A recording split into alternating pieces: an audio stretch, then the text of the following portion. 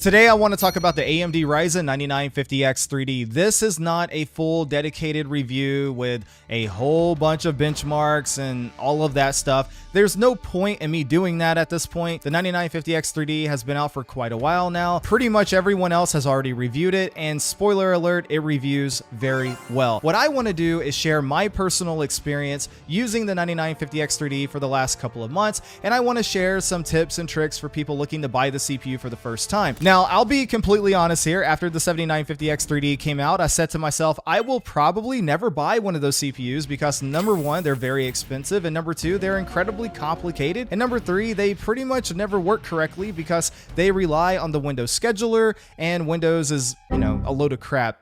You know that, right? Well, I'm happy to report with the 9950X 3D, all of that seems to have been corrected, and for the most part, I can confirm I don't have any core parking issues. If you buy a 9950X 3D, here is really the main selling point and the things you need to be aware of. The 9950X 3D has two CCDs. CCD stands for Core Complex Die. One CCD is meant for your all-purpose workload, so think of it like video editing, video rendering, basically being productive on your PC. Meanwhile, the other CCD is meant for gaming, so it has the AMD 3D V-Cache technology, and of course we know the 3D V-Cache is what makes AMD so great at gaming these last several years. 5800X 3D, 7800X 3D, 9800X 3D. So ideally, if everything's working and going according to plan, in essence, the 9950X 3D should be a one-stop shop for most people because it covers all scenarios. Now, you're not forced to compromise between, a productivity workload or a gaming machine or whatever. You can now have the best of both worlds. And if you check out benchmarks anywhere on the internet, you can see that the 9950X 3D actually trades blows with the 9800X 3D. So it definitely matches it on the gaming side of things. Meanwhile, on the productivity side of things, the 9950X 3D can also match or even beat in some cases the 9950X. And so with that being said, again, the 9950X 3D in theory should be perfect for pretty much any situation out there. In addition to that, you have 16 cores and 32 threads. It features a base clock of 4.3 gigahertz with a max boost clock up to 5.7 gigahertz, although I do get past that using PBO and Curve Optimizer. And it also has 128 megabytes of L3 cache. Now listen, with all that being said, that sounds great and all, but it's not a plug and play solution. So unfortunately, you can't just buy the CPU, pop it into your motherboard, and you're off to the races. You do need to make sure that you monitor some things and probably even configure some things. Let me explain what I mean. So in order for the 9950X 3D to take advantage of both the gaming situation and then the productivity situation, it has to be able to pass processes back and forth between the two CCDs. And in order for that to happen, you have to do the following. Number one, make sure you are on the latest version of Windows 11. Number two, make sure your BIOS is fully up to date. Number three, make sure you are using the latest AMD chipset drivers. Number four, make sure you have Xbox Game Bar installed and enabled. And number five, make sure that you have Windows Game Mode enabled. And finally, make sure you are using the balanced power plan in your power settings in Windows 11. So make sure you're not using high performance or anything like that. You do need to be on the balanced power plan. So like I said, not exactly plug and play. You do need to configure some things and make sure that everything is set up correctly. Once all of that is done, my recommendation is to download Ryzen Master. I don't recommend the app. I don't like the app. I don't know anybody who does like the app, so don't yell at me in the comment section. But temporarily download it to perform this one check, and then you can uninstall it. Download Ryzen Master is completely free. Once you download Ryzen Master, you should be able to see that one of your CCDs is pretty much completely asleep. It'll say sleep on it, and then you're not using that side, and then the other side will be active if you're just sitting in your desktop environment, or if you're browsing the web, or if you're editing a video or something. And that's how you know it is taking advantage of one CCD and not the other. Now, here's the trick. Fire up a game, and then you should see the productivity CCD start to go to sleep, and then the other CCD start to wake up and start to have activity there. If you see this taking place, then you know your 9950X 3D is working correctly. And if for some reason you don't see this process taking place, and by the way, this process is referred to as core parking. I don't know why I haven't said that yet, but the process is called core parking. So if you do any type of research online, core parking is what you want to look up. But if you don't see core parking working properly, then you want to go back and revisit some of the steps, make sure you did all of that correctly, make sure everything's fully up to date, and you may need to do a fresh Windows install if you didn't do that to begin with. Sometimes that can fix the issue, but there is one other setting you can check. There is a setting in your BIOS referred to as CPPC, and for most motherboard manufacturers, this is set to auto by default, and so depending on your motherboard manufacturer and how they configured it, it may be defaulting to frequency instead of driver or instead of something else, and so that could be causing the problems that you're having. And so I have seen people online suggest going into the BIOS and changing CPPC to driver so that your core parking will work properly. However, I'll be honest, I did not do this. I didn't need to do this. Mine is still set to auto and everything's working totally fine. So I think you're going to be fine and you probably won't have to do that, but I did want to share the information as a just in case. Now I want to talk about, is the 9950X 3D worth it from a core perspective? Now what I mean by that is that looking at my history with AMD, usually I get an 8-core CPU. I've gone through most of them. I've had the 3800X, the 5800X, the 5800X 3D, the 7800X 3D. I now have a 9800X 3D on my test bench, and I also have had other CPUs that have 6 cores as well. But the 9950X 3D is the first CPU I've ever had from AMD that has more than 8 cores. And for the longest time, I have been a big supporter of 8 cores and saying, you know, it's really all you need. And I can say this, for the majority of people out there, you know, you're surfing the web, you're watching YouTube, and you play games, yeah, 8 cores is totally fine. However, the moment you really start to do any type of real productivity workloads like video editing, video rendering, or photo editing or something like that, then more cores really do start to make a difference. And I noticed this firsthand. Now, DaVinci Resolve is my video editing software of choice because it is a one-time payment and it does not require a monthly subscription, just as an FYI. However, with that being said, DaVinci Resolve also has a free version, but in the free version, it's very, very hard to run. Your timeline will be very laggy. So with that being said, I did pay for the upgraded version so that I would have access to GPU acceleration. And once I paid for that, my timeline got noticeably smoother. However, it was not perfect. And this whole time I've been wondering, okay, why do I still have a little bit of lag? Why do I still have a little bit of stutter? And then it occurred to me, it might be the 8-core CPU. And sure enough, once I upgraded and got the 9950X 3D, literally doubling the cores to 16, well, things became buttery smooth for me for the most part. I'll be honest, DaVinci Resolve is insanely hard to run.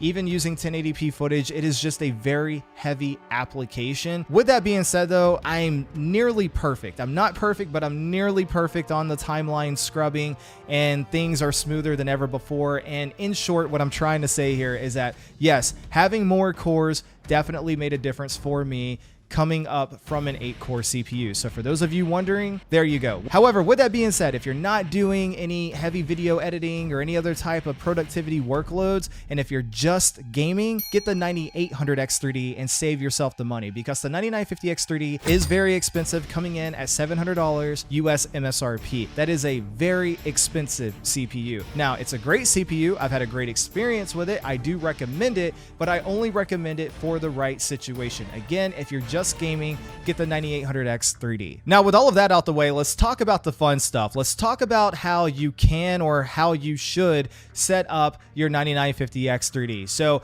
by default, you can leave it default if you want. You can just plug it into your motherboard and use it that way and it'll work, but I don't recommend it. You're not getting your money's worth if you're doing that. I highly recommend going into your BIOS, getting comfortable with it, and performing some adjustments there. Change around some things. And if you don't feel comfortable with the BIOS, then at a minimum, at least download Ryzen Master and use the UI to change some settings. And while I'm on it, also at a minimum, make sure you enable your AMD Expo profile, assuming your RAM kit offers one. Now, with that being said, sure, you can leave it stock. I don't recommend it. You're not getting your money's worth. Definitely don't do that. The other option is you can go and start messing around with PBO. So by default, at least on my motherboard, PBO is set to auto. I would say at least at a minimum, change that to enabled. But I would say even go beyond that, take it a step further and do what I do and change it to advanced. That's what it says in my motherboard settings. Your motherboard may say something else. Now what I do is I go to Precision Boost Overdrive. I check the advanced option. For PBO limits, I set it to my motherboard. For Precision Boost Overdrive Scalar control, I set that to manual. And then for the Precision Boost Overdrive Scalar, I bump it all the way up to 10x. And then after that, for CPU Boost Clock Override, I choose enabled positive. And then for the max CPU Boost Clock Override, I bump it all the way up to 200. And then finally, after that, I go into Curve Optimizer. And in Curve Optimizer, I do an all-core negative sign, and I set it to -25. Now look, I know my B-roll showed -20, but my CPU can actually run higher than that. It's just at that time I was recording, and that's all I captured was me playing around with -20, but my personal CPU can go higher than that at -25. And you do need to know that your mileage will vary. Some people can do -20, others might be able to do -30. It's going to depend, and there's going to be some trial and error there. That also applies to the scalar, where I chose 10x. Maybe 10x isn't stable for your CPU. So do your testing and just be mindful of the things that you change.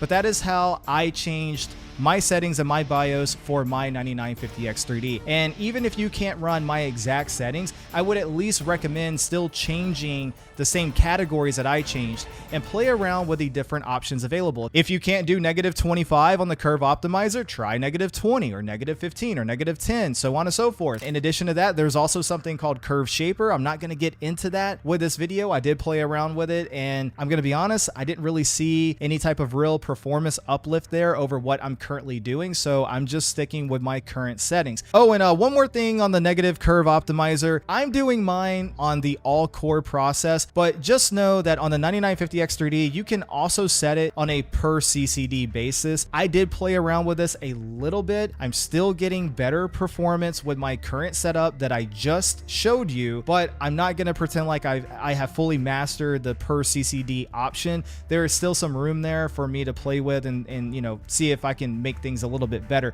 But I wanted you to know that that is an option for this particular chip. And also to be a little bit more technical here, because I know somebody's going to say this in the comment section, it is easier to do the negative all core, but that is not the best way of doing things. If you really want to fine tune your CPU, you should do a per core offset there and go in and find the maximum limit of each individual core. I did this in the past. I don't do it anymore, and it's because it takes a tremendous amount of time to do all of that stuff. I don't know about you, but I don't have that much time to do that, so an all core offset works totally fine for me. Now, with all that being said, another option is you can run AMD Eco Mode if you really wanted to. I don't recommend it for the 9950X 3D. I'm not really sure why somebody would want to do that. I'll show you some benchmarks here in just a second, but basically, at least on my motherboard, Eco Mode is set to auto, but when you look at the options, there's only two options available, the 105 watt option and then the 65 watt option. Ultimately, mine is set on auto right now, but I did do some testing and I did confirm that at least on my motherboard, auto and the 105 watt pretty much behave exactly the same, at least in gaming.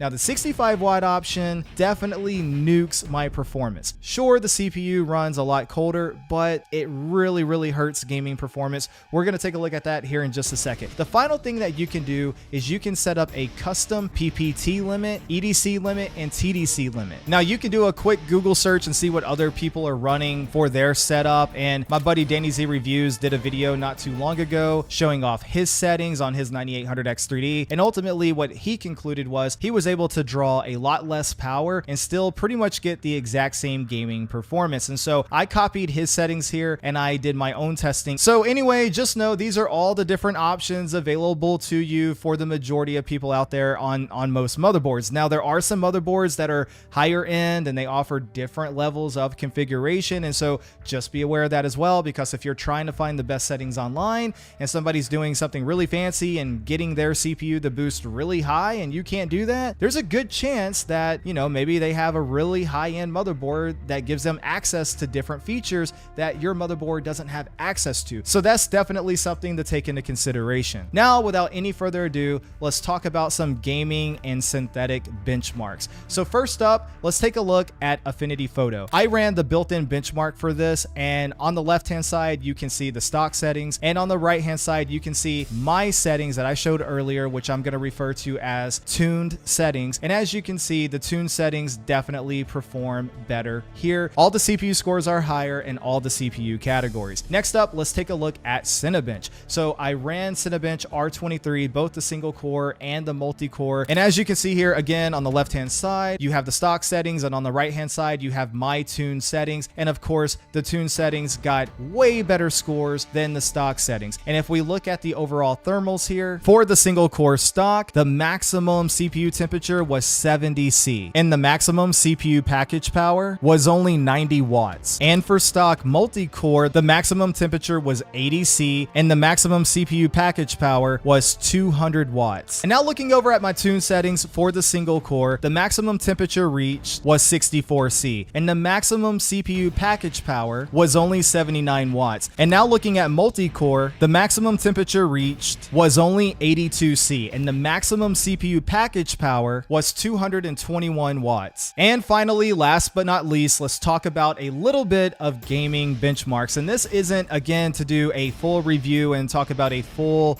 gaming benchmark suite. This is honestly just a quick overview of the different setting options and how each one of those perform. So looking at Call of Duty Black Ops 6, I ran the in-game built-in benchmark, and the reason why I did this was so that I could keep everything consistent from a run-to-run basis and not have any type of other factors at play here. Now, I ran everything at 1080p low because we are doing CPU testing. However, I hope and pray if you buy a 9950X3D, you're not actually playing at 1080p low. But anyway, I digress. On the left-hand side, you have stock settings, which behaves like the Eco 105 watt mode, at least on my motherboard. And the final average was 309 FPS with a 1% low of 242. In the middle, I ran the Eco mode at 65 watts, and the final average was 282 FPS with a 1% low of 220 FPS. And finally, over to the far right, I have my tune settings, and as you can see, the final average is 311 FPS with a 1% low of 241 FPS. Now, real fast, all of the numbers in terms of the actual frame rate, I did not pull from MSI Afterburner. I am reporting what the in-game built-in benchmark reported to me at the end of the benchmark run. So what that told me is what I reported here. Number two, all the other numbers that you see on the screen up there, I actually pulled those in from hardware info, and I did my best to label them exactly the same as you would see them in hardware info, so that if you're doing your own testing on a 9950X3D and you pull up hardware info, you can do a one-for-one comparison category to category. So let me know if you like that. Now, I did do one final test. If you look at the AMD Eco Mode for 65 watts, as you can see, it performed the worst in terms of overall frame rate. Sure, it did have the coolest temperature overall, which is great if you're really focused on power consumption and your temperatures. But if you look at that clock speed there, you can see in many cases, it doesn't even hit 5 gigahertz. So we're really nuking the performance of the CPU. I would not recommend using the Eco Mode 65 watt option for the 9950X3D. So I reran the benchmark, except this time in the middle, we're dropping the AMD Eco Mode at 65 watts, and we're putting in custom PPT limits, EDC limits, and TDC limits. And this time around, it is a different story. These custom limits are honestly pretty close to being the best of all the worlds because they still pull in less package power than the other two options. They still allow your CPU to run colder than the other two options, and the overall frame rates are still higher than the AMD 65 watt Eco Mode. However, with that being said, if you're really after maximum gaming performance, you can see it does come in last place. Anyway, that's pretty much it for this video, but I do have some overall final thoughts, and so don't view this video as a masterclass on the 9950X3D. At best, look at it kind of like a crash course, if you will. I'm not pretending to know everything about the CPU, and I'm not saying that I covered everything there is to know here. So I'm still looking to fine-tune the CPU and make it the best that I can make it. So if you have some suggestions or different settings that you're using and getting even better performance, please let me know in the comment section down below, and I'll be more than happy to check them out. And if they lead to something that's pretty interesting, I might make another video and give you a shout out. So just be cool about it, don't be rude about it, and everything will be totally fine. I did want to mention something really fast about the clock speeds. So in gaming, I could not get above 5.6 gigahertz no matter what settings I used. I used a whole different variety of different settings, and I could not get above 5.6 gigahertz, but the CPU is advertised as having a max boost of up to 5.7. With that being said, that is probably on the non-3D V-Cache CCD. Now, the reason why I say that is because going back to my Cinebench testing, I was able to hit a max clock speed of 5.9 gigahertz, which is something that I saw other people report as well, like Scatterbencher, for example. So it's not unheard of, but you're not going to get that on the CCD with a 3D V-Cache. You're going to see that on the CCD without the 3D V-Cache. And also, it's not a locked 5.9 gigahertz. I'm not consistently averaging that. That was just like the peak clock speed, right? So I just wanted to let you know about that because I didn't spend too much time talking about clock speeds. And if this video feels rushed, it's because it is, and I do apologize for that. I have to leave in just a couple of hours to catch a plane and go out of town for a week. For a business trip for my job, and so I'm not even editing this. I'm going to pass this off to my editor. So anyway, thank you to the editor. I do appreciate it. So anyway, with all that being said, if you like this video, please do me a favor, hit that like button because it goes a long way in helping me out. Get subscribed if you're new because I'm trying to grow the channel and I can't do it without you. And if you want to see more content like this, CPU content, let me know in the comment section down below. Anyway, until next time, E-Rock out.